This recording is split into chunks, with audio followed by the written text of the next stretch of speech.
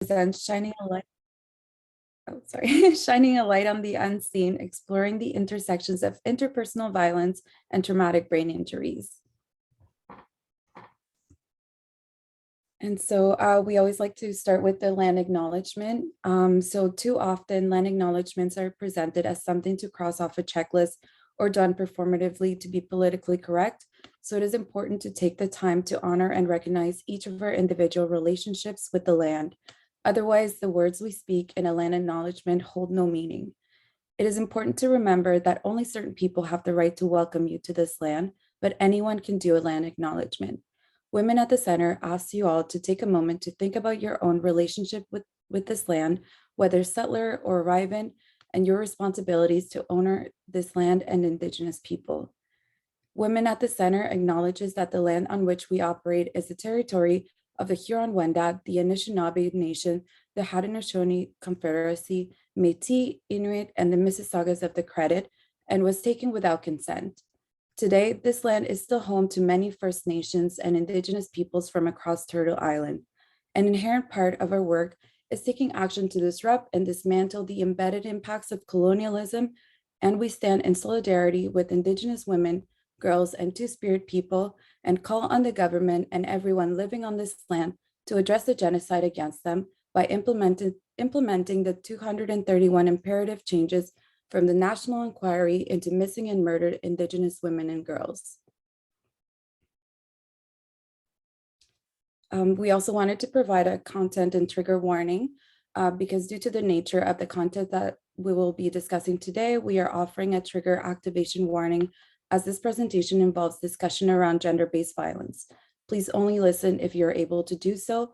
If while listening, you feel the need for support, please reach out to your local support networks. And now I'll pass it over to Alexander to go over our community agreement. Okay, so starting with the community agreements, language is powerful.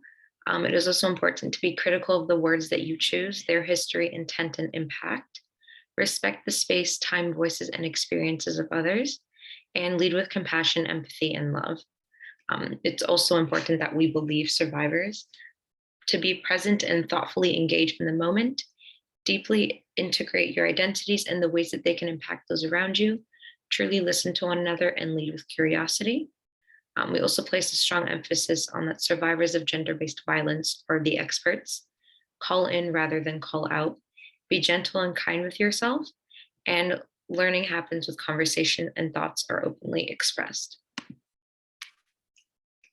And then with the schedule overview, so we will be starting with the welcoming, the opening from me and Sandy, followed by Gifty's presentation with a Q&A, Tori's presentation with a Q&A, and in the last 70 minutes will be a panelist roundtable event with a Q&A as well.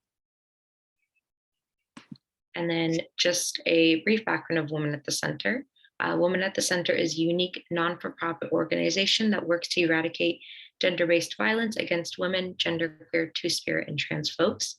Women at the Center is the only survivor-led organization in Canada dedicated to ensuring the voices and expertise of survivors are central in the implementation and development of policies and programs aimed at eradicating all forms of gender-based violence.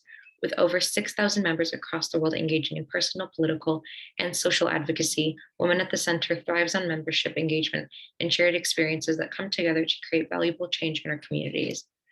And I will pass it on to the first speaker, Gifty.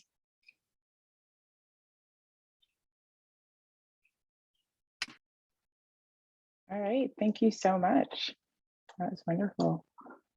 So I am just going to go ahead and share my screen.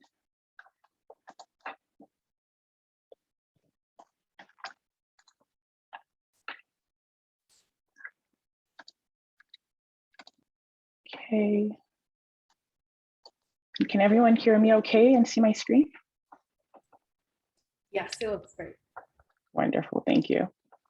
All right, so good afternoon, everyone, and thank you so much for joining us. I am beyond honored to be speaking today, so a special thank you to Women at the Center, as well as Women at the Center York University, one of the chapters, and its co-chair, Priscilla Amwa. This talk was made possible thanks to their efforts as well as their support. And my name is Gifty Asare. I'm one of the co-chairs for Women at the Center, York University's chapter. I recently completed my grad work in psychology and neuroscience at York, and I'm also a research coordinator at CAMH using neuroimaging to study the interventions for Alzheimer's dementia. But before that, I was a rugby player who sustained her fair share of brain injuries. And today I'll actually be talking about traumatic brain injuries and intimate partner violence with a neuroscientific lens. So we do have some support during this session. I think that was mentioned earlier on, as this topic is sensitive and can be triggering for some. So of course, please be kind to yourself. If at any point in time you need to disconnect, you can do so freely. And I also believe we have Nikki and Cheryl from Women at the Center for support that are also in the audience. So with that being said, today I'll be talking about acquired brain injuries, so concussions and traumatic brain injuries, as well as discussing intimate partner violence, and then the intersection between the two. So all that information is crucial and great, but it wouldn't be practical without discussing some management tools and resources that can help with the repercussions of the intersection of TBI and IPV. So what is an acquired brain injury? It's brain damage that's caused by events after birth as a result of a traumatic brain injury or a non-traumatic injury. And this is either derived from internal or external factors. And it's in contrast to brain injuries that can be due to genetic or congenital disorders like fetal alcohol syndrome or perinatal hypoxia, which is loss of oxygen in vitro. Acquired brain injuries also don't include damage to the brain resulting from neurodegenerative disorders like Alzheimer's or Parkinson's dementia. And so traumatic usually means from a physical force, like a hit to the head or asphyxiation. And then non-traumatic would be from a medical event, like a stroke or due to alcohol and drug use and abuse. And so it turns out that the human brain is quite fragile. It has the consistency of jello, really soft and squishy. And actually without preservation and chemical hardening, you wouldn't be able to pick up a brain. So in reality, they're basically just soft blobs of fat that are easily deformed by the touch of a finger. And they're so soft to the touch that in order to stay safe, your brain actually floats inside your skull in this sea of cerebrospinal fluid. And it's separated from contact with the bone, so with your skull, with paper-like envelopes, if you will, that envelop and surround your brain while it floats in this fluid. So at just 6 weeks, the embryo's brain and nervous system begin to develop. And although the complex parts of the brain continue to grow throughout the end of pregnancy, complete brain development ends around the age of 25. And at birth, our brains are about a quarter the size of an adult brain. But while the infant brain is ever so delicate, an adult brain is just as fragile. So the casing, which is our bones and our skin, may have hardened some, but the brain itself, not by much. And I could bore you forever with some facts about the brain, but essentially it does encompass everything you know and everything you are, you remember, that you think of, and that you experience.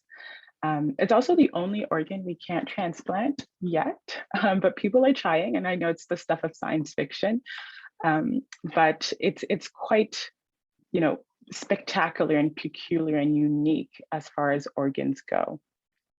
So acquired brain injuries, they can result in cognitive and physical, emotional, or behavioral impairments, and these can then lead to permanent or temporary changes in functioning.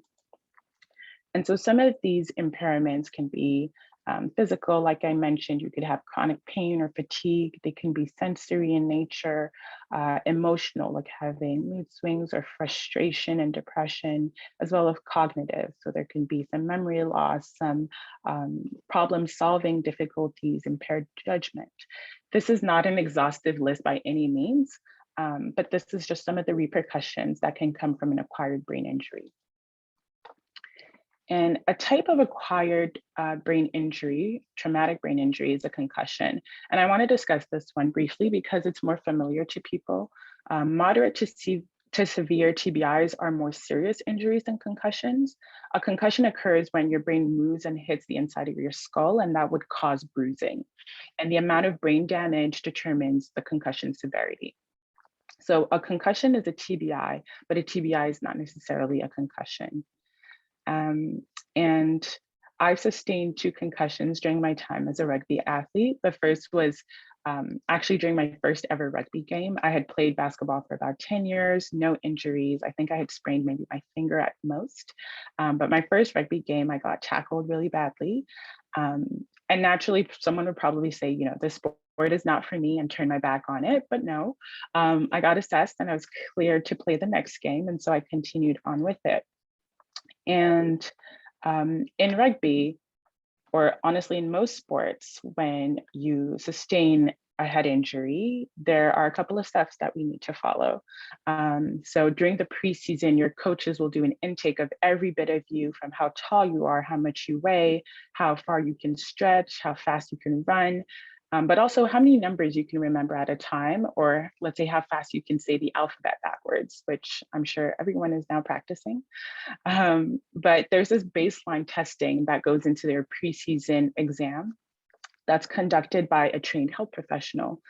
And it is used to assess our brain function so that if we are to sustain an injury during the sport, then we can compare and see, you know, where we're at and see if we require more care.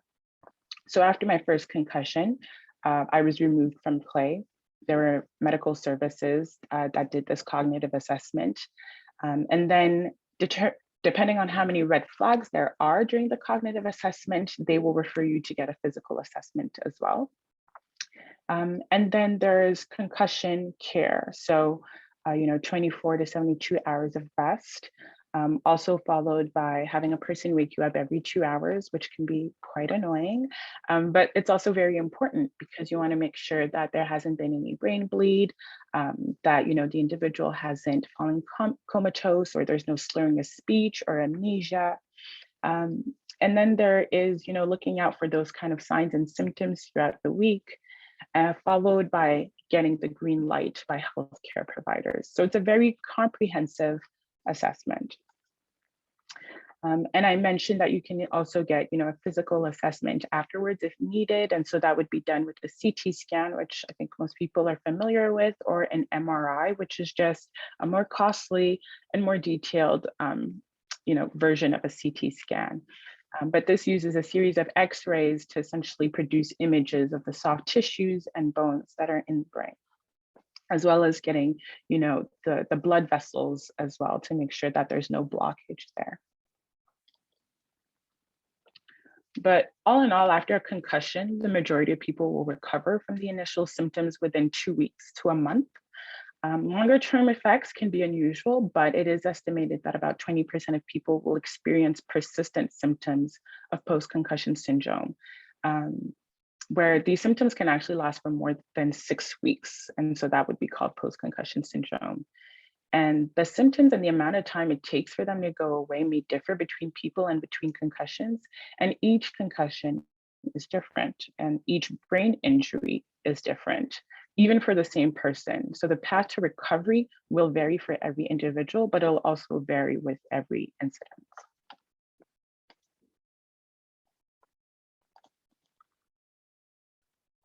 And now I want to switch gears and talk about IPV, intimate partner violence. And so it's one of the most common forms of violence against women, and it includes physical, sexual, and emotional abuse.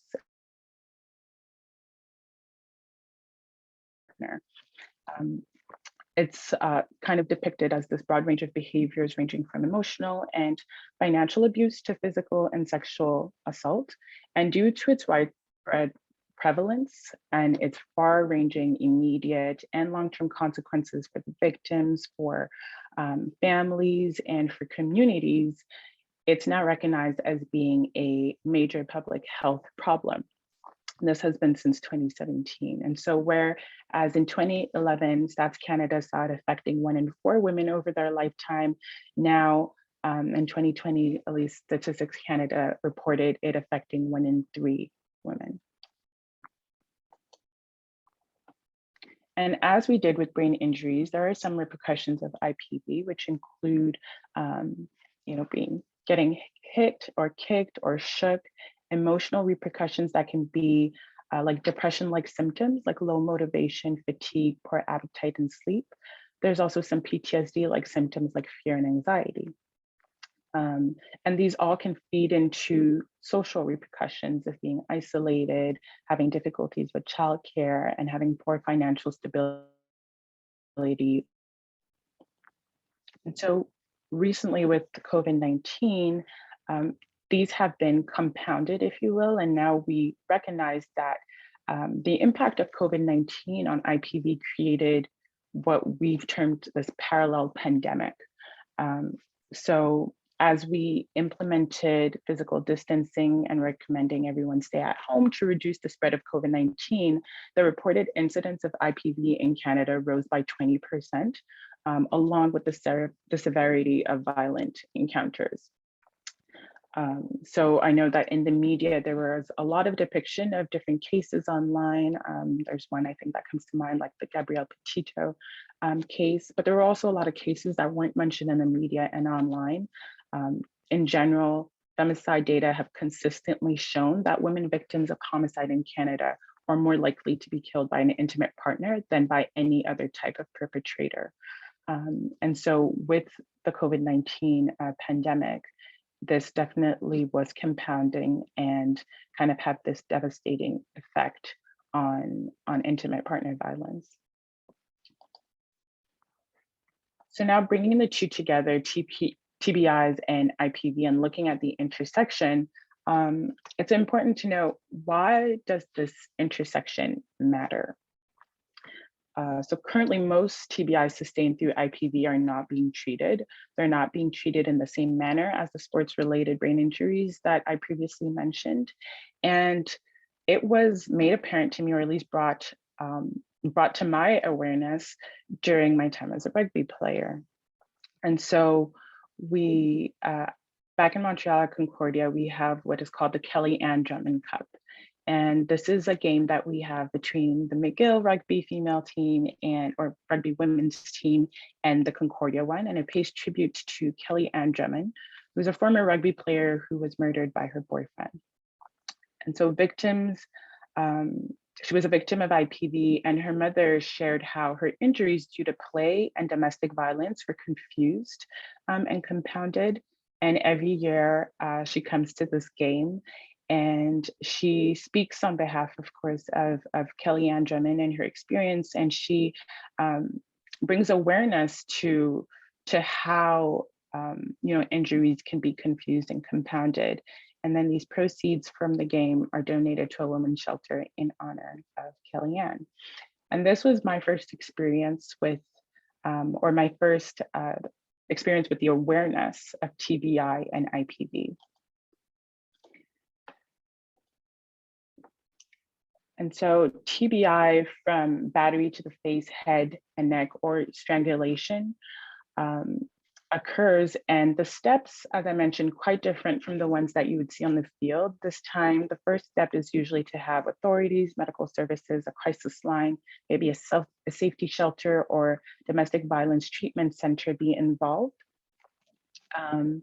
And after sustaining such an injury and they being involved, usually there's this period where you have to more or less plead your case. So retell your experience to the authorities or even the medical professionals. And that itself can be quite traumatic because those in a position to offer help might not have the understanding or the appropriate language to truly offer adequate support, especially if you are suffering with the repercussions of a TBI. Also, sometimes the providers of help, they can only focus on the visible signs of the assault And if the authorities are not initially involved and the care professionals suspect that your injuries are due to IPV, they might have the sole focus of connecting you to the authorities. So much so that they would ignore the proper channels needed, which is to, screen for a brain injury and then refer you to get, let's say, a CT scan or an MRI scan.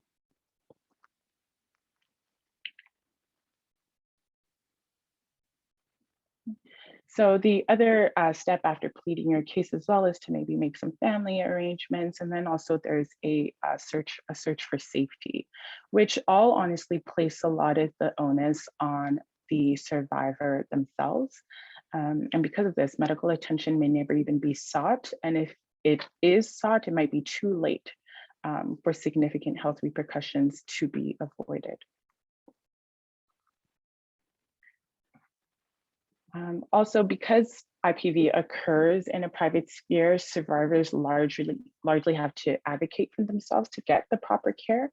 They might be unable to seek care due to, again, the repercussions of a TBI and of an IPV, and they're often unaware that they have sustained a brain injury. Providers can mistake the injury symptoms for the emotional distress brought about by the abuse itself. So we can see that not only does IPV feed into TBI, but TBI feeds into IPV to kind of all place this, this kind of heavy burden, if you will, on the survivor. This also feeds into the criminalization of women during IPV cases because they are asked to recollect information numerous times and they might not actually be able to. And so from a legal perspective, getting justice is also hindered.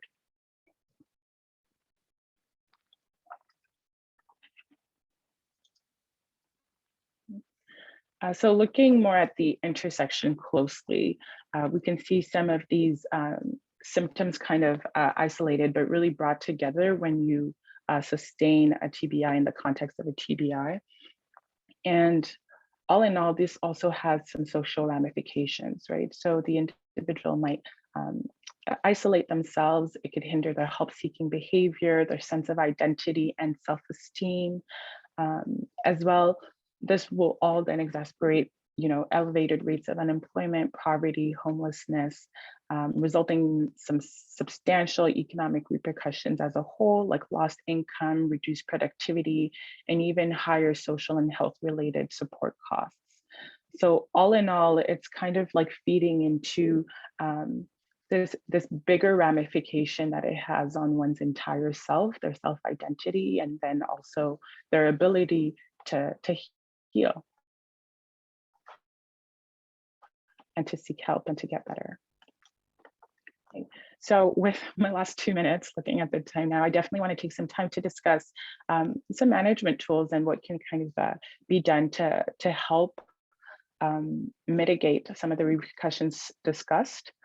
So calming your autonomic nervous system. And so we talk about rest often, but going to quiet places or even going outside to get some fresh air, lying down, turning off the lights may also help, doing deep breathing and relaxation exercises, meditation, prayer, and soothing music. These are all some, quick tools that can help mitigate, but although rest is an important aspect of treating concussion, I think the one thing I want to kind of bring to attention today that it's not the only thing that should be done. A good concussion or even brain injury recovery includes exercise and cognitive stimulation. And that's because when you get a brain injury, there's this initial period of inflammation and a temporary breakdown of tiny structures in around the brain cells at the site of the injury. Because of that, the affected cells, they can't signal for oxygen. And when they don't get enough oxygen, they usually die off. But also that means that they can't complete cognitive processes like seeing, thinking, or reading. And as a result, other neural pathways needs to pick up that task. But that's actually harder on your brain and ends up being harder or more difficult for your person. So ideally, your brain will return to normal and to more effective neural pathways when this inflammation goes down. And unfortunately, that doesn't always happen. When it doesn't, people can be left with lingering symptoms for weeks, for months, or even for years, which is why some physical exertion can actually increase the amount of oxygen that you will get to these brain areas, as well as cognitive exercise and also social stimulation will do the same. Of course, all of this needs to be done in reasonable quantities to increase the chances of healing properly. And so doing some form of physical, cognitive, or social exercise is, I think, a management tool that I wanted to bring to attention today. And so here I have listed some resources. Of course, these resources hopefully will be available at the end as well. And those are some that I can also share in more detail towards the end. I'm sure that the organizers today will help me make these available to all. But I think we have even on the line Dr. Haag or Dr. Lynn Haag, who has this great resource, the ABI toolkit that's available, Women at the Center, of course, and then the Compassionate Justice Fund really quickly, which has permission to help those with a TBI who are vulnerable and don't have access to rehabilitation or support services. This is a specific fund that really aims to help this intersection between IPV and TBI. And so that is what I wanted to kind of share with you all this afternoon. Thank you so much for your time. And I hope that this was helpful.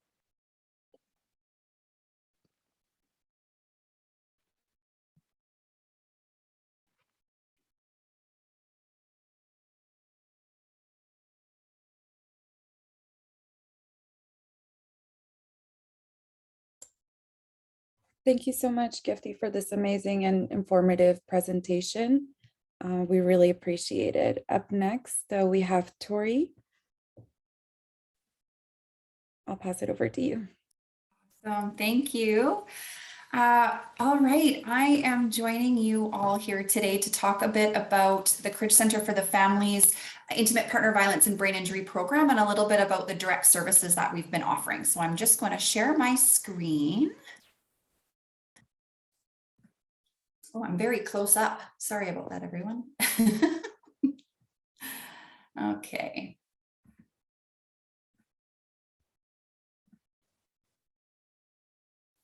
Wonderful. Awesome. I'm going to use some notes today because I really want to stay aware of the time. So if I'm glancing away, I'm with you 100%, but I just want to use my notes because I start talking about this topic and I can talk about it forever. So I'm just going to put my notes up here.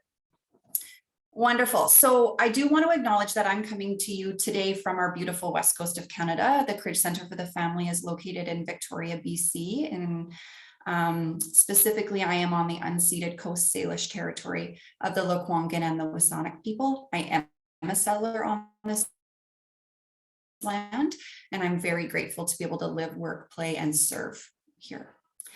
So my name is Tori, as you may know, and as you saw on the little intro there, I am the program coordinator for the Cridge Center for the Family's Intimate Partner Violence and Brain Injury Program. I've been with the Cridge for 15 years working in brain injury service delivery here at the Cridge, but the last two, just over two, has really been focused on this particular intersection and the development and implementation of the services for women plus who have experienced intimate partner violence and are also living with a brain injury. So the Cridge Center for the Family is Western Canada's oldest nonprofit. We were established in 1873 as an orphanage, and we are now a dynamic, multifaceted organization, which includes childcare, seniors, young parent program, brain injury, and intimate partner violence services. 6 years ago, inspired by the work of some of the incredible women who are here today, we launched into a new area of integrated services here at the Cridge. So we had been operating intimate partner violence, gender-based violence services, as well as brain injury services for about 30 years concurrently. And so we have been and we continue to be in this really uniquely designed position to explore this intersection and to offer direct services and support to women who have been impacted by both intimate partner violence and are living with a brain injury. So our robust initiative in response to the intersection includes research, services, training, advocacy, and prevention. So to provide some context, it is important to note that our CRIDGE IPVBI program is currently all funded by private donors and grants. There is no public funds at this time to support this work, but we do recognize the challenge that's presented to women living with brain injuries who are also navigating the effects of trauma and violence. We're providing about 10 to 15 hours per month, so about a shift or two a week of brain injury support focused on activities of daily living. So for an example, a number of the women in our IPVBI program are currently living in CRIDGE supported transitional housing. So they're in second stage housing. It's a 3-year time limited program. And they're also then receiving brain injury services from a CRIDGE brain injury support worker. And it's in that collaboration that we're seeing some really successful outcomes for women impacted by both and are receiving services IPV related and also brain injury related. So this initiative really does acknowledge too that in order to advance any one area like our direct services, of which we're serving approximately 20 women right now, we need to see these other areas advance alongside. Advocacy needs research, funding needs advocacy, services need funding. So these candles really need to be constantly lighting each other. So story can be a really powerful way in illustrating what brain injury in IPV looks like. So let's take a look at the story of Amina. So Amina arrives at your transition house late on Sunday night after being treated in emergency for an assault. She has a black eye and a broken arm. She's exhausted, so you get some essential information you need for intake and let her go to sleep. Over the next several days and weeks that she is in your transition house, you learn a little bit about the physical, sexual, and emotional assault that Amina's ex committed against her. However, it is difficult to get specifics about this assault, about these assaults. Transition house staff notice that Amina avoids one-on-one conversations. When she does come into the office to talk to staff, she seems fidgety and distracted. As Amina prepares to move into a second stage housing unit, her physical wounds are healing, her black eye is no longer noticeable. She doesn't have a GP, so she goes to a walk-in clinic to get her cast off. A few months into Amina's stay at the second stage housing program, the staff are finding it difficult to connect with her. She misses regularly scheduled appointments, and the most recent month's rent is unpaid.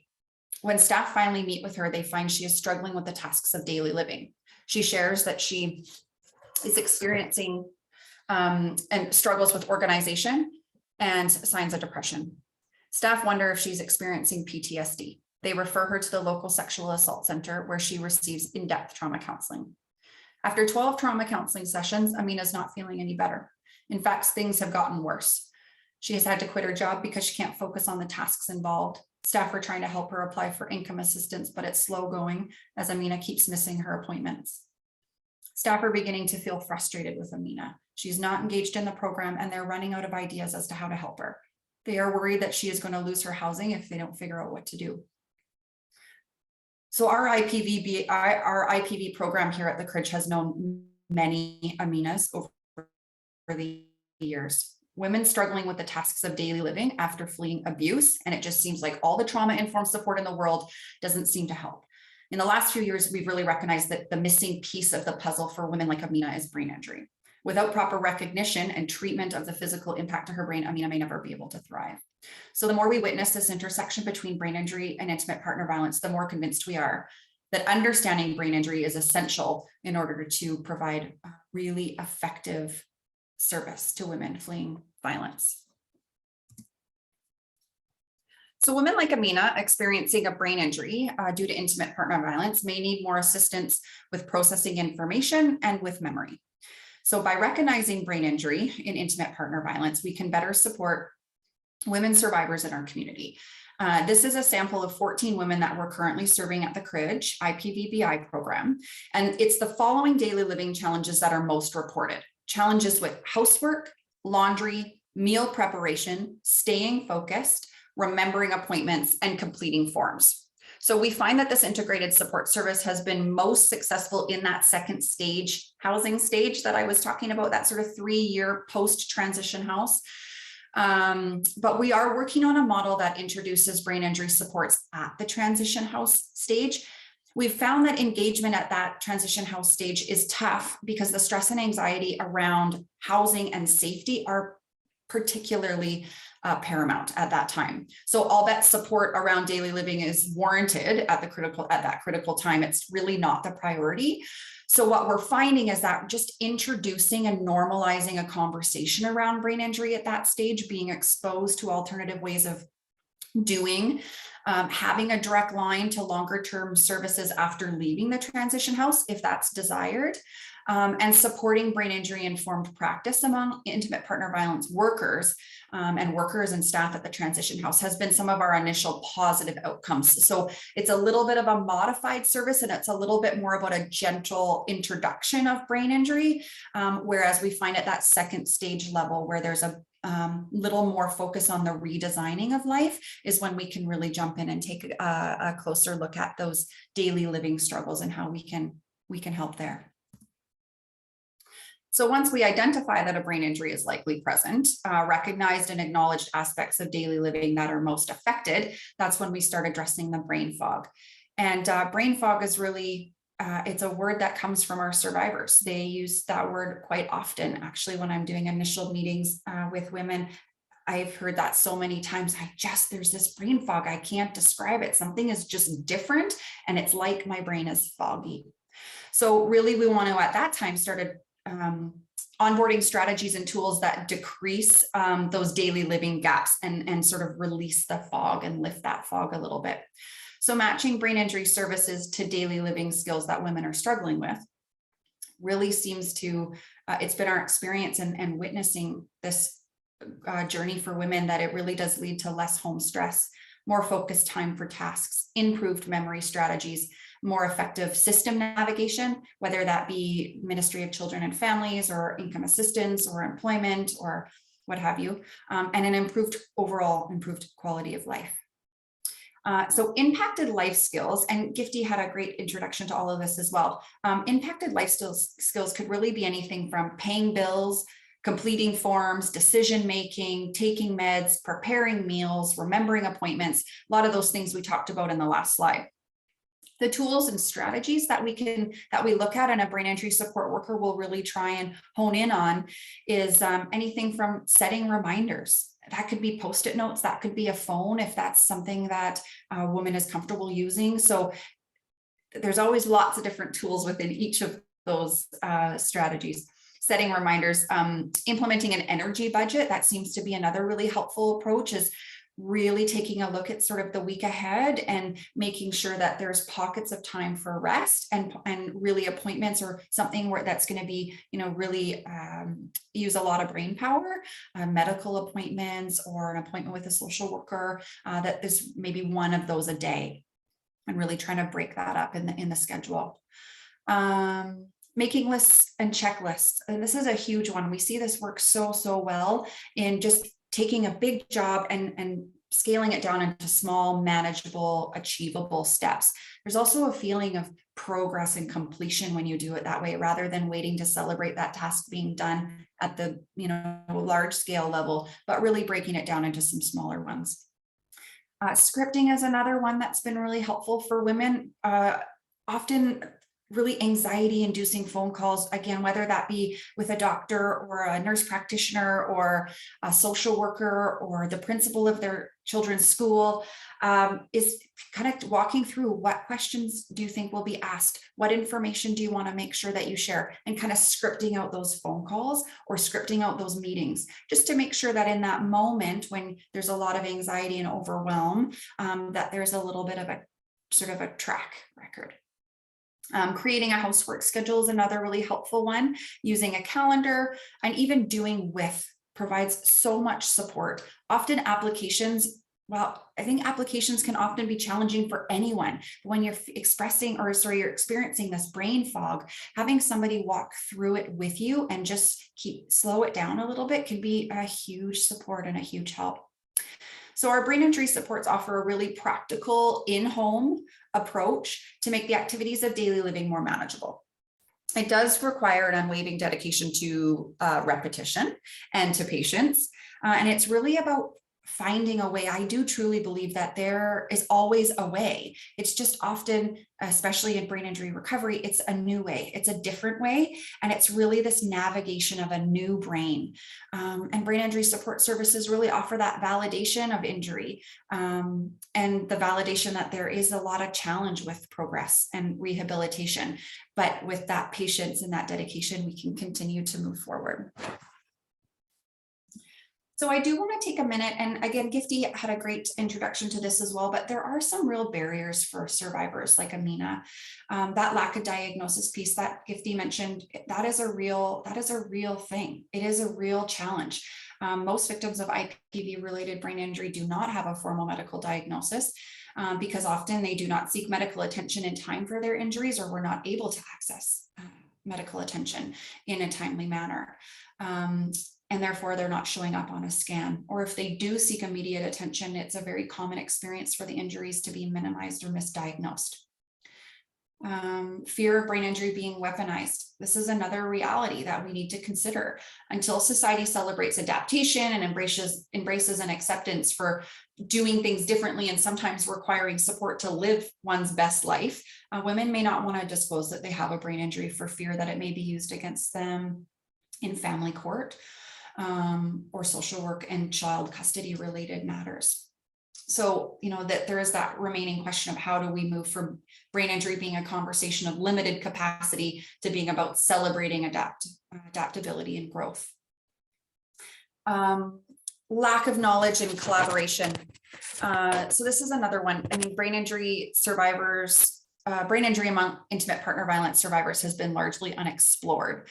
In both the brain injury and the IPV sector, it's so important to have events like this very event, where we can really share experience and knowledge and cross sectors. It's really important because it's those service providers, the policy makers, the change makers, the decision makers, that can help light some of those other candles so that some of this direct service work can maybe be more accessible for survivors.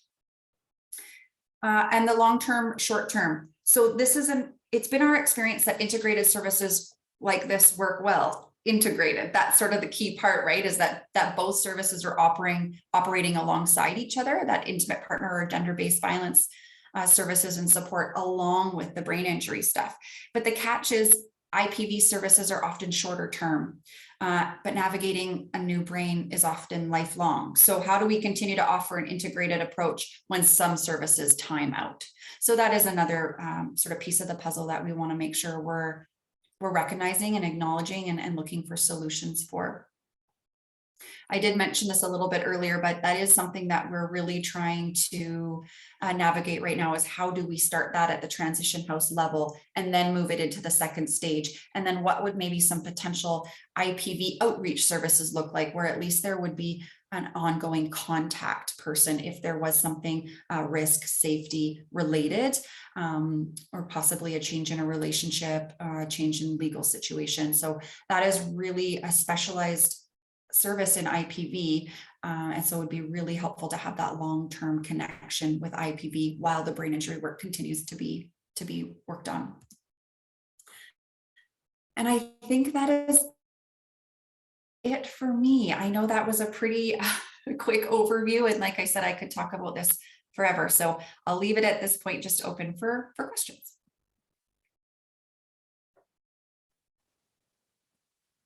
Stop my screen share. I'm not too sure if we have any questions right now, but thank you, Tori, so much. And I will invite NECA to be the next speaker. Hello. Thank you all so very much. I have been looking forward to this webinar for ages. And I think I posted it on my LinkedIn because I get to hang out with some of my favorite people in the world, in the work that we do. But before I get into it, I just want to say my profound gratitude to the wonderful, brilliant Gifty for the presentation that you did that was so clear and so articulate and so comprehensive that it was fantastic. And to you, Tori, we haven't met, but I'm your colleagues, Jeff and Candice, are also my sort of guy and girl crushes, because I've been a fan of the work of Cridge for ages. Thank you all so very much for joining today. My name is Nneka McGregor, and I am the co-founder and executive director of this not so small, but very, very, very mighty organization that was by and for women, trans, genderqueer survivors of all forms of gender-based violence. And this conversation about the intersection of traumatic brain injury and intimate partner violence has been something that's been near and dear to my heart, because of the violence that I personally experienced. And any opportunity that we get to share information, especially amongst survivors, I'm here for it. So I am very excited to be in conversation with, as I said, some of my favorite people in the world. And I'd actually like to start off by inviting Lynn to introduce yourself, and why don't you tell people how we met as well? Thank you, Nneka. My name is Lynn Haag, and Gifty, thank you so much for your confidence, but I still have not quite earned the doctor title yet. So keep that one waiting for me. I'll let you know when we can crack the champagne. And congratulations on yours, because I know that's a recent acquisition.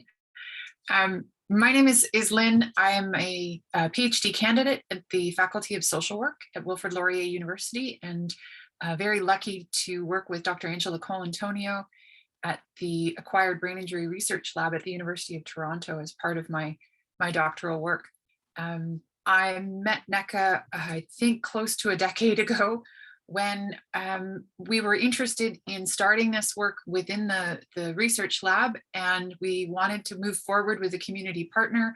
We recognized that this kind of work, these collaborations that Tori talked about, were really important, and we wanted to honor that in a very sort of formal process. So I went to a colleague of mine at the faculty here in Kitchener-Waterloo and said, I need a community partner. What you got? And she said, you know what, I've got about a dozen people coming into a room. Come and tell them what you want to do, and see if somebody is interested. And I think it took me all of about 3 minutes in the room to know that Nneka was the woman I was hoping would come and talk to me afterwards. And sure enough, we were lucky enough to have that connection happen. And I think we've been on the research side, we feel so honored to be gifted with the trust and the collaboration that we've had over the years. We've taken it into some really great spaces and places and watched it grow. And I think where we're heading with it is just so exciting. So I'm absolutely thrilled to be here today. As the sort of the next step in the process. I know that my colleagues at the research lab and Dr. Colantonio also feel that this has been an incredibly enriching experience, and we're just grateful to be part of this conversation and part of the steps forward. Beautifully said, beautifully said. Next is Deirdre, who again is one of the most amazing advocates and activists that I've had the pleasure of working with. So over to you, Deirdre. Hi, thank you so much, Nneka.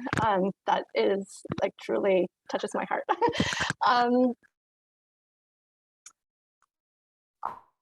Intimate partner violence and of TBI. I lived in an abusive relationship for about 8 years, and throughout the process, the entire time, I was always like, these stories need to be told. We need to share this so that other people know what is happening behind closed doors, and sometimes not behind closed doors. And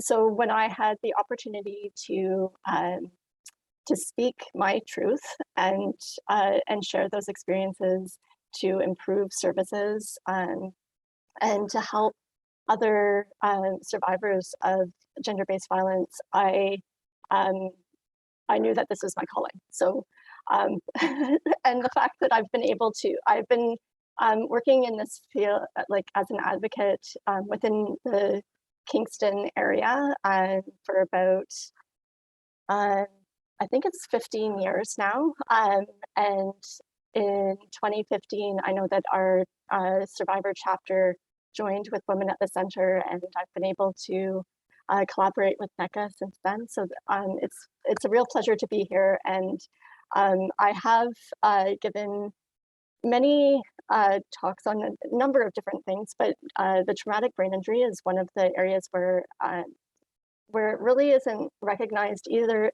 from either the survivor's perspective, nor is it recognized from the frontline workers that can help women when they're experiencing this and able to finally get support.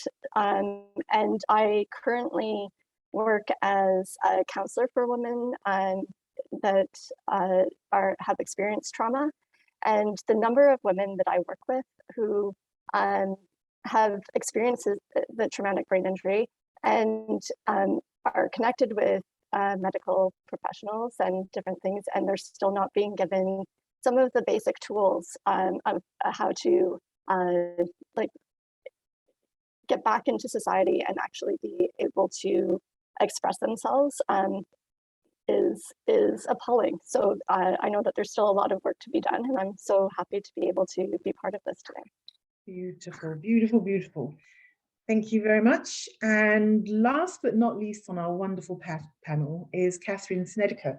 And again, Catherine and I we've been meeting at all of these TBI, IPV conferences for a number of years, but we never really got to hang out until I think last year, right? Last year was when we started doing the sisterhood bonding thing, and I've loved every minute of it. So over to you, Catherine.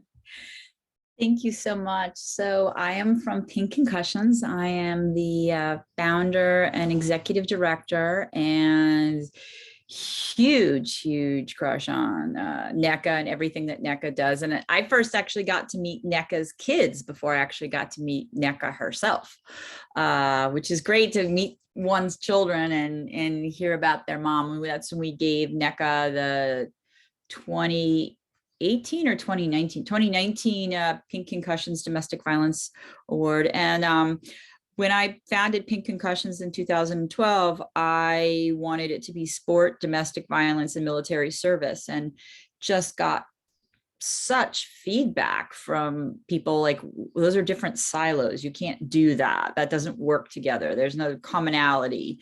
And the more I was told I couldn't do it, I'm kind of that way. I was determined to do it, and actually have almost walked away from opportunities where they said you have to pick one. And I said, if you can't see.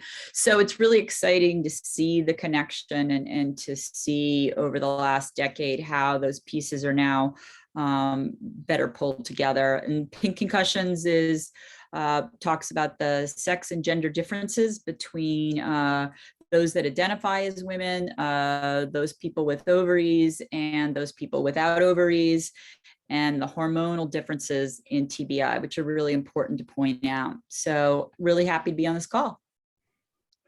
That is wonderful. So the very first question was really, how did you come to the work? And I think you sort of alluded to that. But I have a more specific question as to drilling down as to why do you think we should be talking about this intersection of TBI and IPV? Why is this conversation important? Who wants to go first? Maybe Lynn. Yeah, it's for me, I think as a survivor of brain injury and someone who has dedicated, I guess, about 15 years of my academic career to research on brain injury. I mean, I'm a brain injury professional, not an IPV person. I think for me, there was really a turning point moment when I was just doing a favor for a friend and reading some literature and recognizing that the overwhelming statistics that suggest that the number of survivors who are brain injured is really, really high. And I mean, there's some studies that show up as high as 100%, but normally we look at sort of 75% as the accepted statistic of survivors who have brain injury. And I think for me, what really was was so important was understanding the challenges of a brain injury and being able to think about all of these women who would be experiencing that in these incredibly challenging and difficult periods of their life. And knowing, because I'm in social work and because I'm in social work education even, knowing how little that sector is talking about brain injury at that time, and knowing how much they were involved in IPV, and realizing that this was just, that there just really wasn't an awareness and there wasn't an understanding of the implications, and recognizing that that gap in service. Tori mentioned, you know, where frontline workers are getting annoyed because their clients don't remember appointments and they can't be bothered to engage with the process and they can't do their homework. And that's being seen as a behavioral choice, when in fact, you may very well have cognitive implications that mean that this is a medical condition. This is no different. We wouldn't ask someone using a chair to stand up. And yet we're asking these women to do things that they are as potentially as equally impaired at. And I think until we recognize that, and until we can get that information out really into some very key contexts, we're going to see this continue. So for me, it's really a labor of love and dedication. And I'm as stubborn as Catherine, and I'm just not going to give up until we've got there. I love that. Over to you, Catherine. We had, and we being the collective, I think almost everybody that's been involved was part of the New York Times article on domestic violence and TBI that was this spring.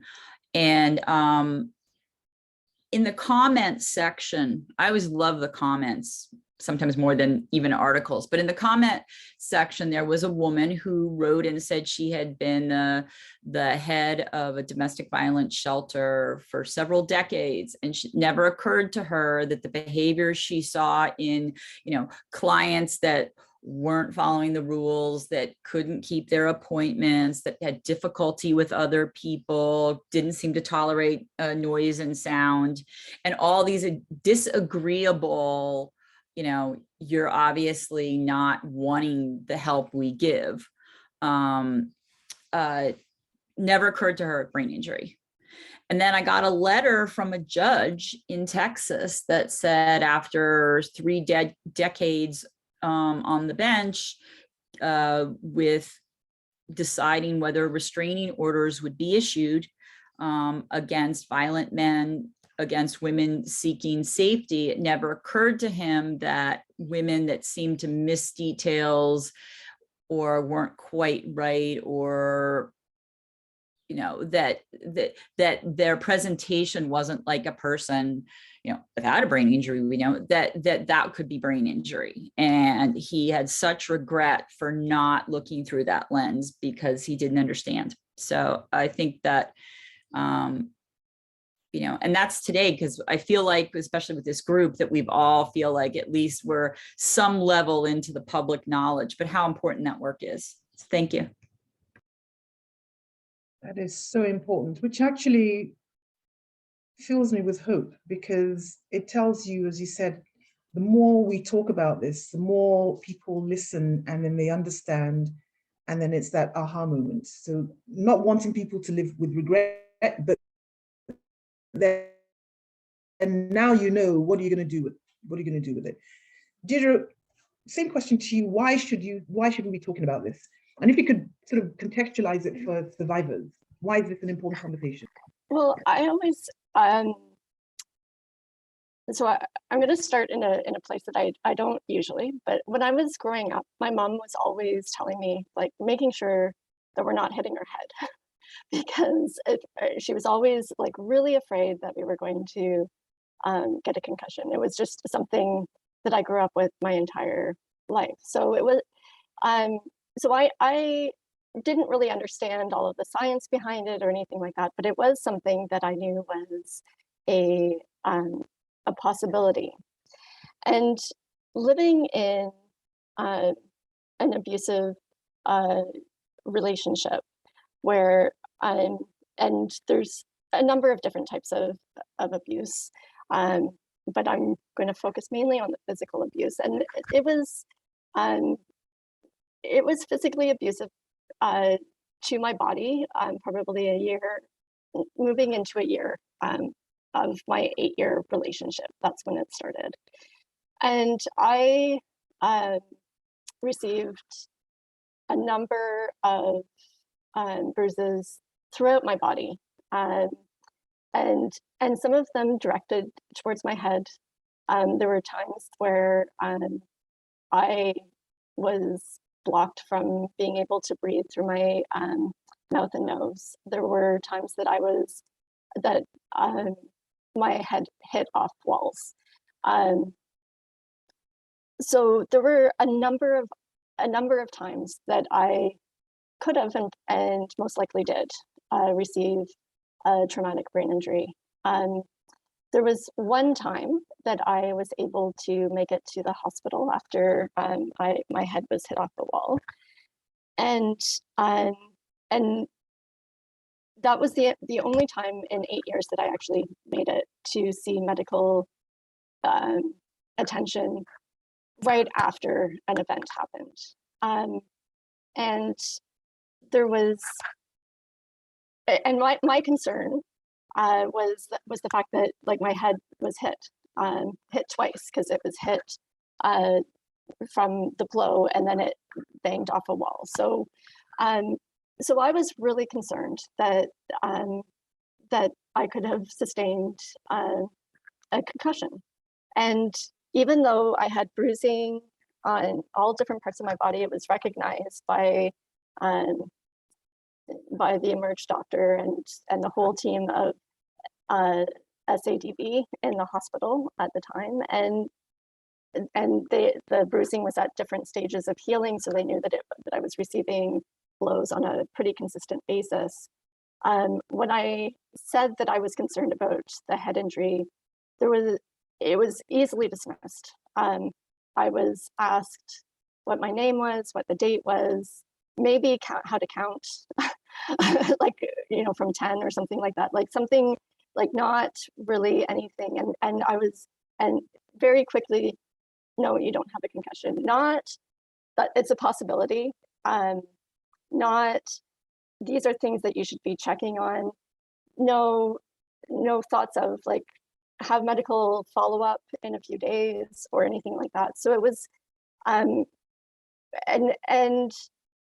there's a whole lot that I can go into with how this affects, like is connected to coercive control and your threshold of what you can endure and all of those sorts of things. But I think that it's really important, not just for the women to know that this is a possibility. And if you're receiving a message saying that definitively you don't have one, get a second opinion. But also for frontline workers, whether or not that is in the GBV field, that this might be something that you need to address with the clients that you're working with, or if it's patients that are coming into your office and not in the medical field, that the physiological complications from having a TBI and the way that there's an overlap with psychological trauma, we cannot ignore the physiological aspects, and that is going to improve a woman's ability to heal and to reclaim her life. That is so well said. It reminds me of, oh, absolutely. I just want to throw in one more thing that through the US military studies, a TBI lowers or cuts off your levels of progesterone, and it's actually causes a whole chemical process. It's Anne Rasmussen's work, but that it suppresses a chemical, a hormone that actually is slightly protective against PTSD, so that a TBI can double your rate of having PTSD. So there are chemical connections here. And one of the reasons why I stress the chemical connections is we don't have treatment for TBI, but they, with women, well, and with men too, the endocrine disorders that can happen after a TBI, those can be treated with pharmaceuticals. So I'm always pushing for women with brain injury to check in with their gynecologist and to make sure that their symptoms aren't related to hormonal dysregulation from the TBI, because we can fix those. So support everything Deirdre's saying. I love that. Last week, I was on a panel with, some of you may know her, Dr. Laurie Haskell and Dr. Melanie Randall. Now, Dr. Haskell is the world leading, in my opinion, world leading expert on the neurobiology of trauma. So she was talking about the way the brain is impacted from intimate partner violence, right? And not just for survivors, but also for perpetrators. And as she was talking, I was thinking about TBI and how that already complex issues that women are experiencing because of hits to the head, face, and neck and strangulation becomes even more compounded because of the layering of the trauma. And so what do you think are some of the strategies that not just survivors, but frontline workers should be really focusing on when somebody comes and sits in front of them and are displaying these types of behaviors that might not seem to fit? Lynn, you've unmuted. I have. It's hard to get me not to answer that question. You know what? I think I want to send out a huge, huge shout out to Tori and the CRIDGE program, and the really exciting news that we're all going to see that program across this country in a very short period of time. That's, you know, that program is the core of what we're all going to do together over the next 3 years in the new project. So I think Tori's already all over that. CRIDGE is already all over that. Gifty's list of make it quiet, make it simple. I have a little, when I do a slide presentation, I have a little picture of this beautiful little serene set of stones with a water lily and a fountain, and right. And I tell folks, make your office feel like that picture made you feel just now. I think there are really, really simple, basic things that we can do to support brain injury survivors that we have known about in the brain injury world for a very long time that will translate over into the IPV context easily, effectively, and inexpensively. And when do we ever get a solution that can do that?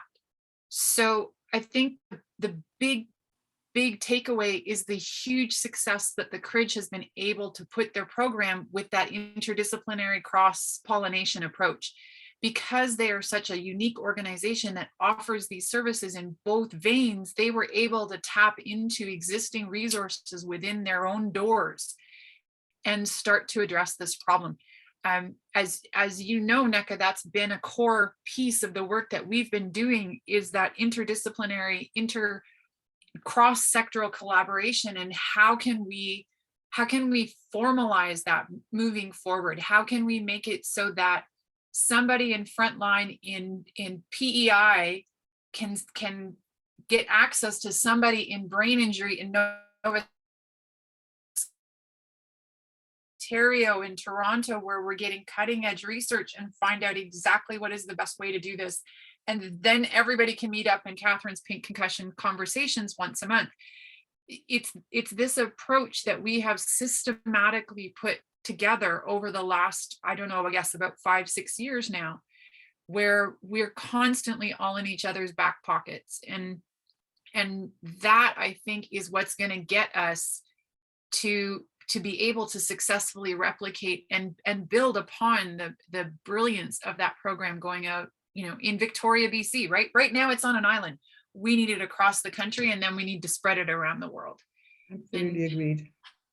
Give us enough resources and money. Well, there's that. Just saying. Deirdre, this is specific to a question for you. What are the barriers that you think are stopping survivors from accessing 2022? What are the barriers? Honestly, I think that a lot of it has to do with the fact that people just aren't making that connection. There are a lot of us that are making this connection, but there are so many who still aren't seeing that this is a possibility, that this is an actual reality of intimate partner violence. And this is true not just for survivors who have received a TBI from like an IPV violent act. It's also for those who have had an ABI from, as was explained earlier, like we can sometimes have medical reasons. We can also have accidents, like car accidents, falling down the stairs, and they're living with an IPV. And even in those circumstances, it's still not being recognized that that the physiological changes are actually acting as a barrier. So until it's being like in some ways it's showing that there's an advancement, that people like doctors are recognizing that IPV has traumatic issues with your psychological issues and things like that, like Dr. Haskell was talking about in that panel last week. But so often, even if there's like a physiological reason, well, then the psychological is always what it goes back to. So and that almost puts a blame. It's almost like blaming the victim again, in terms of her recovery. That, well, I mean, of course your recovery is going to be slower because you have trauma, anxiety, depression, any of these sorts of things, and you're not actually looking at some of these other issues, like missing appointments, which can be seen from both perspectives. Like sometimes people are so anxious that they don't come to the appointment, but instead of actually asking why did you miss the appointment, there's just the assumption that they were anxious and didn't go. So I could talk about this for hours, but I'll stop there. I know. Catherine, this is a specific question for you and the amazing expansive network that you've built. Can you talk about some of the aha moments from the professionals in the network that really impacted you when you're speaking or other professionals are speaking, and then people in the part of the network think, holy moly, I didn't know? That aha moments for me, when I started Pink Concussions, it was really based on athletes that I'd been working with locally. This is in 2009 and 10 and 11. And basically, nice, mostly white male professional doctors who at some point looked at long-term recovery for women, for the girls they were working with, and said, oh, they were probably a little wonky before they got hit. Like this kind of lens of, well, women have anxiety and teenage girls, and this sort of eye rolling thing. And I have 3 boys, so I came from it from perspective, like, I knew a lot about. So that was initially, and then the next big aha moment for me was finding Odette Harris's work out of the Stanford VA, where they were looking at soldiers and brain injury, and then they found this, they found a difference between male and female soldiers. And then, so that was the military piece. So it wasn't just about female athletes at that point. And then it was running into the AT at West Point, who said he saw, which is our military academy, that he saw a huge difference between male and female athletes.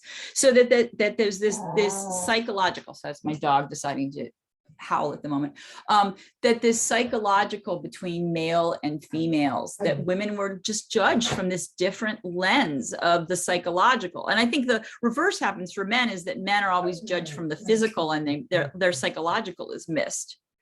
But I think that was initially, and then I could push into the domestic violence piece, because using all those silos together was just really important to have the group seen, because I think within each silo, there was a reason that women were getting shoved under the rug. I was mute. I was on mute. I'm saying yes, yes, yes, absolutely. There's a question from the audience that says, is there any way that a man victim can avail services to get out with their woman aggressor? And if a man is also, is also experiencing TBI, where can they go?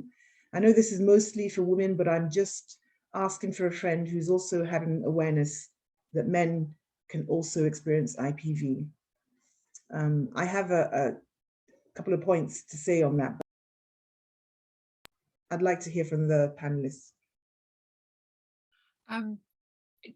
Yeah, I think frequently we all sort of make a statement about men and women and where this is going and why we focus on women. And certainly in our work, we recognize that this, there's a spectrum of gender, not a binary, and that this can happen for anybody, anytime, anywhere. It's sadly one of the uniquely humanizing experiences in that sense, rather than a specific target. The reason that we focus on women is that, aside from anything else, is that statistically, it's just much more likely to be women receiving physical violence. And from a perspective of a brain injury, the work of Dr. Haskell aside, the sort of, the physical violence is really where we're focused on in that sense. And even when you're having physical violence within a relationship where a man is receiving that violence, statistically, again, it's less likely that there would be enough violence to cause an injury to the brain. So just in terms of where we are at with numbers, that's why why we talk about women as opposed to being more inclusive of the language. The other piece that I think, and this is where I'm really interested in Dr. Haskell's work actually, is the sort of the exposure to violence at a young age and what that can mean. We do know that there is a fairly high representation of traumatic brain injury amongst the folks throwing punches. So whether that's men or women, there does seem to be a relationship between the brain injury and the aggressive behavior, as well as receiving. And I think it's really important to understand that, because in that lies a piece of unpacking, how do we prevent this? If we're only ever focusing on the folks who are receiving the punches, and we're never looking at how can we support those throwing the punches, we're really only talking about a Band-Aid. And I think that's particularly problematic when you consider that violence in a home doesn't happen in a vacuum. Children are exposed, those children are growing up, they may well then be becoming involved in a relationship in a way that is then either in a situation where they're handing out violence or they're receiving it. So that whole cycle of violence becomes a part of this conversation. Lastly, my point would be a direct answer. Absolutely. There are brain injury services out there in your local communities. I don't know where your friend is located, but there's certainly excellent services in most large urban centers. There are pretty darn good ones in smaller centers across the country as well. You can look at our toolkit, the ABI toolkit. It has a whole section on brain injury resources across this country, coast to coast. It's under the service providers, I think, or the community tab. So have a look at that. If that doesn't work for you, reach out to me personally, and I will do my best to link you into wherever it is you need to be locally in order for that person to get assistance. I love that. And I do want to add into what Lynn was saying, is that if you add incarceration, male in a male system or in a female system, and you add that into the mix, and you have, brain injury that is from within the family, within the community, from within incarceration and back again. And you can have multiple generations with brain injury in the same household, and the likelihood of ending up incarcerated in the United States is very much with a brain injury, it's very much dependent on skin color. Those with darker skins are more likely to end up in a prison rather than a rehab facility. That is how the systemized racism works. And then once incarcerated, in a system where more brain injury can be inflicted. So, it's really a cyclical, and the high rate of women that are incarcerated with brain injury is also a thing. So these pieces end up, they're going to cogs in a larger system. I'm really glad you raised that, the intersectionality piece around who gets arrested, who falls victim to state violence, and then who falls victim to physical violence as a result of state violence, and the overrepresentation of Black and Indigenous people in the criminal legal system is also part of the problem. But I just wanted to go back very quickly to Laurie Haskell's work again, and she should be very happy that I'm quoting her so often today. But she was talking about, Gifty talked about it, the development of the brain, the young brain, and how children who witness violence against their mothers, and I love everything that you said, Lynn, predominantly male perpetrated violence against their female partners, but children who witness that type of violence, it does impact their brain chemistry and the way that their brain develops. And so, again, part of this neurobiology of trauma has to take into account child abuse, as well as child abuse not because the child was physically hit, but the child was witnessing. And all of that compounds to create an adult who is suffering oftentimes from undiagnosed brain injuries in some capacity. Mindful of the time, some great questions that the team have brought up. What are some of the lesser known impacts of TBIs that people would be surprised to hear of? Lynn unmutes first. You're like a contestant in Jeopardy. You press that button. Go away. I was just thinking about it, and I was trying to think about that question from the lived experience perspective. So what's the thing that people always look at me and say, oh, really kind of thing about? And one of the things that people find really, really hard to understand is not necessarily any one specific challenge or cross set of wires, but the way in which that overwhelmingly shapes my life in every single possible aspect. It's not something you don't ever get to set it aside. It shapes everything I do. It shapes how I work. It shapes how I play. It has to shape how I sleep and eat. It shapes how I parent, and if I parent, and what that looks like. It shapes any kind of social relationship that I have. I'm no longer comfortable in crowded, noisy spaces. 20 years post-injury, I still don't like them. I've learned how to stand at the front of a room and teach if I have to, but it's never been easy. It changed my whole personality from night to day. And it did that overnight, and I woke up a stranger to myself at the age of 32. And took 18 months to get a diagnosis because my pathway looked an awful lot like what Deirdre talked about earlier. And people told me that I was anxious and depressive and had an adjustment disorder and was disordered with all manner of things, but nobody ever said the word about brain injury for a very long time.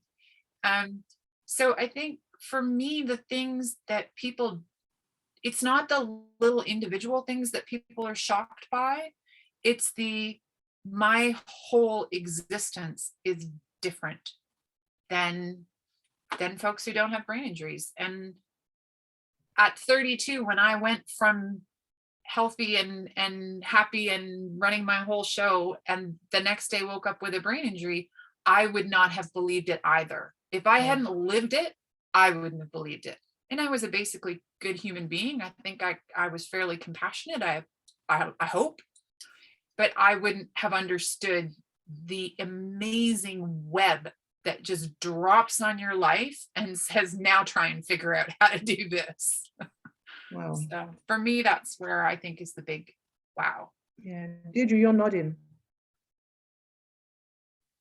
Yeah, all of that, what Lynn just said, and I think, you know, being somebody who has had brain injury multiple times, and how that, and I think it was Gifty who had mentioned that, like, every time that you have a brain injury, it can also look different even for the same person. So, and because they compound as well, right?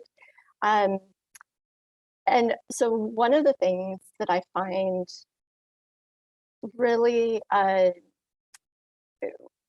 based on like some of the other, the smaller concussions where I was able to get back to my regular life fairly easily, or not really seeing the incremental changes so much as my most recent one, where it compounded to a point where I was off work for 8 months before I was able to return.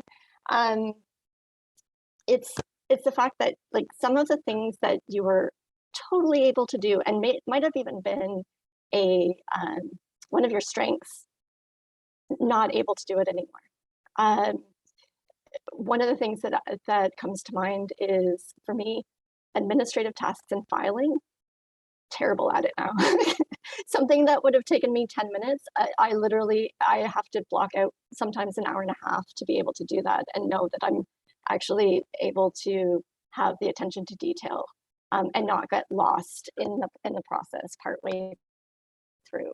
And especially working with so many survivors who they were able to have, like, executive careers at one point, that they were able to, like, manage all of these things, and now they're going into doctor's appointments and they're only being seen as somebody who can't filter through a conversation, and they're not being seen as the person who they actually are, but they just need these accommodations. That's what comes to mind when I hear this question. Wow. I'll just throw in a couple of more things. Again, back to hormone dysregulation. And I think we have over 8,000 men, women, and other groups in our support groups. We actually have a Canadian group too, but one of the most common posts are, something's wrong with my period. You know, something's changed, and those posts blow up.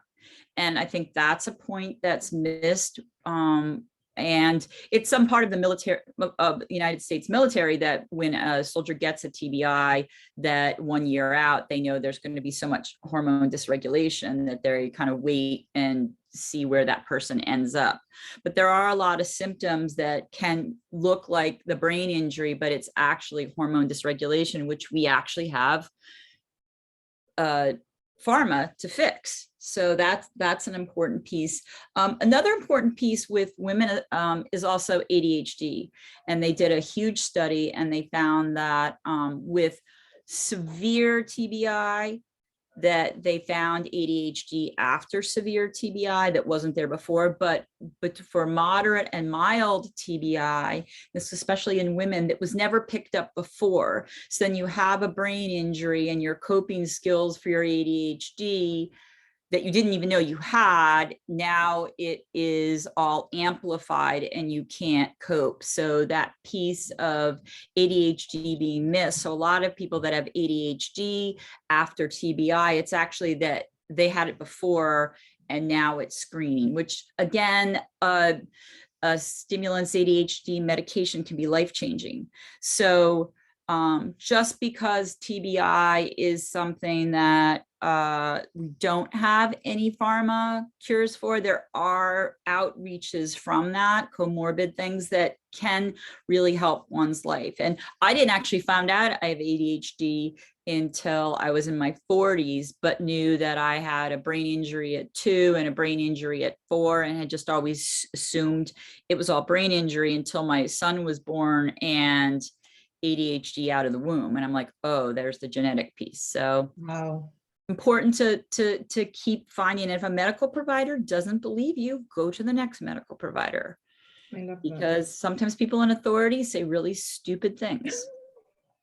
We've heard them. We've heard them.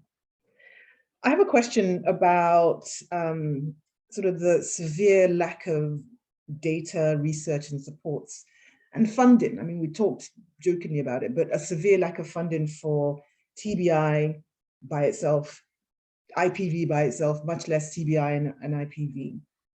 And especially when you compare it to the massive amounts of money that goes and funding that goes into research right around sports. So when you're thinking about this inequitable distribution, right, all the money that goes into sports TBI, what role do you think capitalism, sexism, classism plays in your ability? Think about the work, your own personal ability to do the work to support IPV survivors. That's a huge question. Who wants to go first? Deirdre. I'll go. One of the things that I know just from working on the front line with women is the amount of time that it takes. And I think that Tori had mentioned this, like the long-term, short-term thing, but it's also, like I get an hour to work with a survivor who is going through all of these different things. And sometimes, especially if there is, like their brain is working differently, it just takes longer to actually get through the same amount of information than somebody who doesn't have a brain injury. Sometimes it could be that at the very beginning of, and this happens quite frequently, that at the very beginning of a session, all that they can do is like let me know what's happening in that specific moment. And then I may be left with 10 minutes at the end to like actually give them any real feedback or have that conversation where they can like grow from that. So I know that what I do is I donate my personal time because that's what is necessary for the survivor to actually move forward. So that's one thing that I think in terms of like that funding piece, as much as like the funding piece needs to be happening with the research and everything, we really need to see that on the front line as well. Beautifully done. Brilliantly, brilliantly done.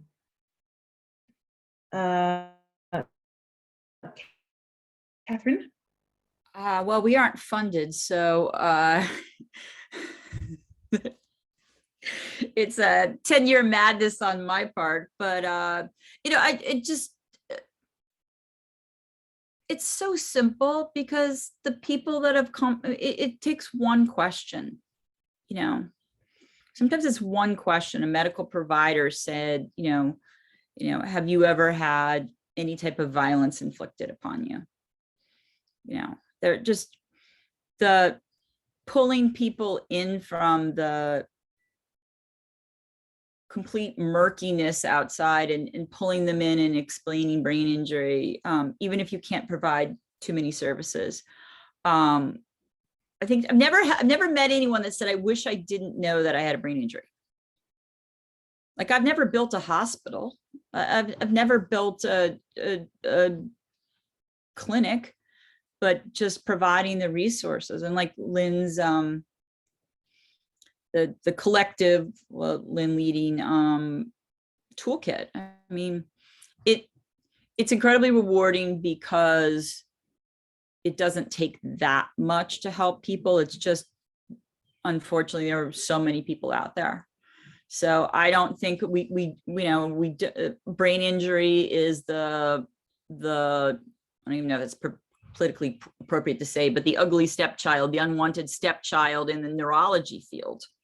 Alzheimer's, all the other organizations don't want to have a lot to do with us. We're the, newest to the table, youngest part in that field, because in this country, there's no profit really to be made off brain injury.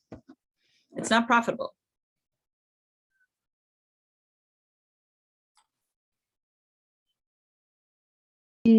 My point about capitalism and classism and stuff.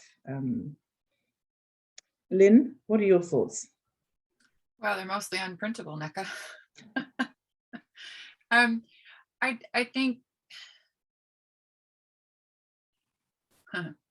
I think we have been putting an awful lot of effort into a tiny percentage of very privileged, frequently white male athletes. I think the brain injury community, research community, knew about this intersection in the late 1990s.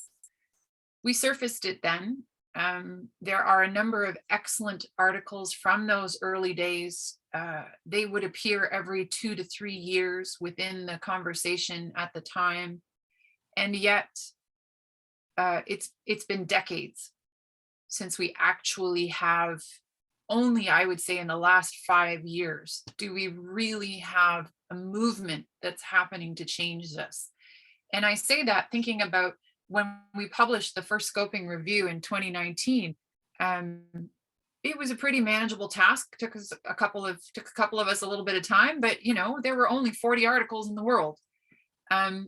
Since then, I've got another stack of 40 articles on my desk waiting for me to get through and do a proper job on the next updated version. And that's what, 2.5 years. That's an impressive amount of shift into this. I think it's taken a lot of noisy women. And I'm very proud to be a member of that sisterhood. I'm still frustrated that when somebody wants to argue that there's an expert in the room, that expert is frequently male.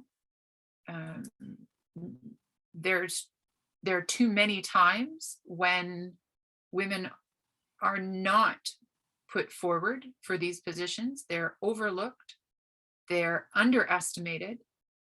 And I think that it is very likely that the sad truth is that society sees this group of survivors as expendable.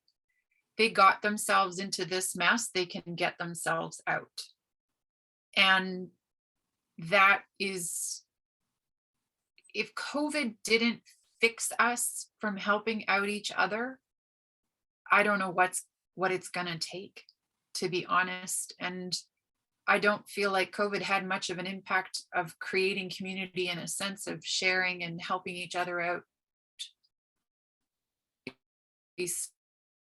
I don't know, maybe I'm just jaded, but I don't see it that much. So I guess my take is this particular group has been seen as expendable. They've been seen as culpable and not really worth the time and energy. And when you match that up with capitalism, and if it doesn't make you money, we don't do it. I think in the Canadian model, we're a little bit more likely to receive funding that doesn't directly tie to a financial gain. But it takes a political will. There's no there has to be a correlation to the fact that the political will in this country took a very sharp turn about the same time as we started getting funding for this kind of work.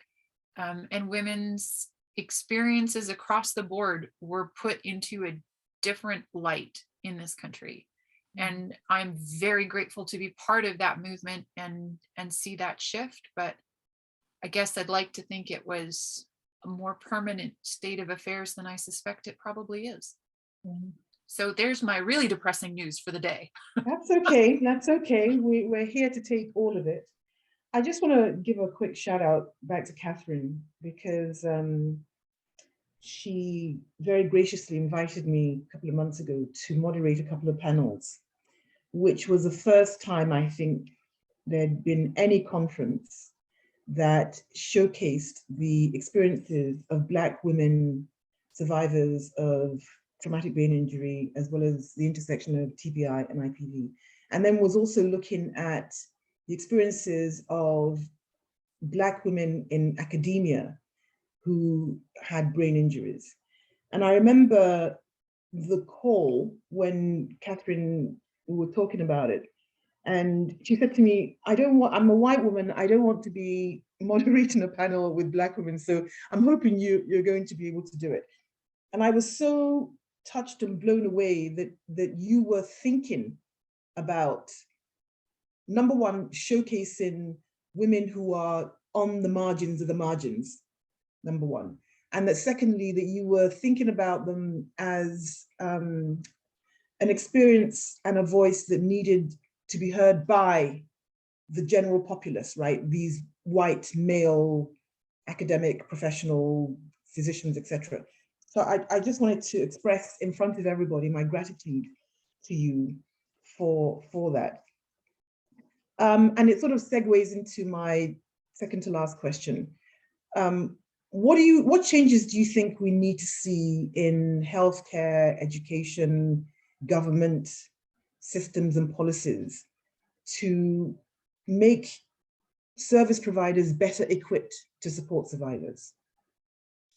I think in the United States, it's to continually dig at the systemic racism that I think pervades our medical system and access to care, where care is provided. And now that I've learned, a little bit of the history, the destruction of the Black midwife system, of the Black hospitals and the Black doctors, and, like not only blocking the care of people of color, but systemically breaking down the systems that existed. So I think that's something, and from what I know, that was the first time that men of color, women of color, anyone of color has actually had a panel at a brain injury conference. So I think, and as a white person of privilege, when I see these panels go out of all people that look the same to call out within white spaces, hey, do you realize that that's just not a really good look? Beside the fact it's wrong, it's a bad look for you. So to continually dig as in spaces, because we will be I am more enriched, I am a better person by the Black women in my life and the experiences. And until everybody is a seat at a table, we are as narrow as a point of views we're putting out there. Thank you so much for that. Lynn? Yeah, basically we need to just throw the whole system out and start from scratch. It's so hard to, our work together and my work and stuff, it's been focused on this question for very nearly a decade. And we've had to prioritize one group or another group, or, because we can't do it all. And I think what we need to do is do it all. But I do wonder, I think there are key points where we could be intersecting and make a difference. One of those is when we're educating the folks who are most likely to be on the front lines. So we need to infiltrate in the education systems of social work and legal professions and first responding professions, those markers where it's so easy for the path to be diverted, right? The cop standing on the doorstep who looks at a woman who's slurring her words and not making a lot of sense, whose timeline is out of order, who's a little bit unsteady on her feet. And that cop says drugs and alcohol. And from that moment forward, her entire trajectory goes one way. If the cop said, whoa, did she just get her head bounced off a wall? It goes this way, and everything can change from there. So I think we really need to have an awareness of the existence and an ability to recognize common signs and symptoms and common causes within that context. And that would be one of my two top, if I had a magic wand, where would I wave it? That's one of them. And the other one is that piece that we talked about a little bit earlier around the prevention piece. And let's start having conversations with children at a very young age about what does a healthy relationship look like? How do we, okay, so you have a brain injury. How do we help you further down the line from that? One of the things that we know, not only are the folks throwing punches more likely to be brain injured, but folks with brain injuries are more likely to end up in violent relationships. So women who have brain injuries are far more vulnerable to intimate partner violence than women who don't have brain injuries. And as Deirdre pointed out, we can get brain injuries from anything. I got mine from a car accident, and it certainly put me in a position of vulnerability to a manipulative and abusive partner. So I think it's really important that we start those conversations early on. Perhaps if we started looking at it as a health concern and destigmatized and de-siloed and de-shamed and de-silenced, we might actually get somewhere. But I could just be in my social work perfect world dream thing happening. So you're not. You are absolutely in the real world, and we're loving everything that you're saying. And I think there's a connection with and I don't know what you call midwives in Canada, if they're still called midwives, midwifery and maternal infant health, and they're on the same trajectory that we are, and then they have a network. So again, that those first years, building those relationships, midwives that are in the home and can see the environment. So I do think that, I go to two places: one, infant and child care, and incarceration. Those are the two places that I see, a real need to put this information. That's great.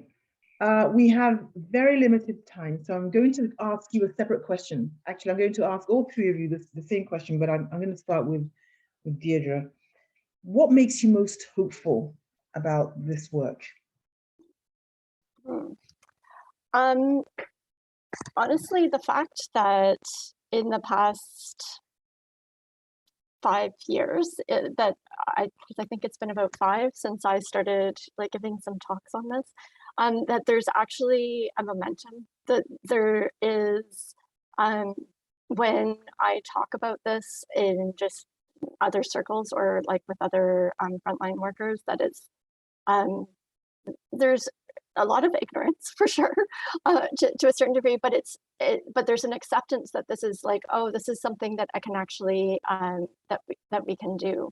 And just if I can, just slightly on the last question, one of the things that I really hope for survivors is not just the recognition that it's happening, but that they're receiving some of the services that other TBI and ABI survivors are also receive.